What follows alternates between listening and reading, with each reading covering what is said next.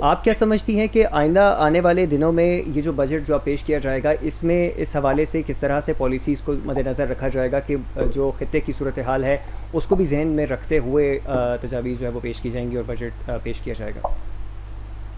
جی بہت بہت شکریہ آپ کا پروگرام میں مدعو کرنے کے لیے. ابھی آپ نے مشرق وسطیٰ کی صورتحال کی بات کی، لیکن وہی والی بات ہے کہ اگر دنیا کے کسی بھی خطے میں جب جنگ چھڑتی ہے تو یہاں ہمارے جو پالیسی میکر ہیں وہ چھریاں کانٹے اپنے تیز کر کے بیٹھ جاتے ہیں کہ اب اس کا خمیازہ کس طریقے سے ہم اپنے چارجز بڑھا لیں، ہم اپنے ٹیکسز بڑھا لیں کہ اس کا خمیازہ جو ہے وہ عوام کو بھگتنا پڑے.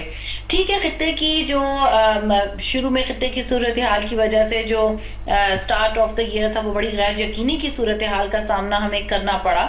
لیکن اگین وہی والی بات ہے، آپ نے بات کی پیٹرول لیوی کی بات کی یا ٹیکسز کی بات کی، تو میں ہمیشہ بارہا یہ ذکر کرتی ہوں کہ یہ جو لیوی ہے یہ ٹیکس کا آپ نے اصل پیٹرول کی تو قیمت اتنی نہیں بڑھی ہے پوری دنیا میں. جی. اصل مسئلہ تو جو ٹیکسز ہیں اس کا ہے. تو یہ جو لیوی ہے یہ انیشلی کس لیے لگائی جانی تھی؟ تاکہ ہم پیٹرولیم انڈسٹری کو کچھ انہینس کر سکیں، اس کی اپ گریڈیشن کر سکیں اور اس کے اندر ہی انویسٹ کر سکیں.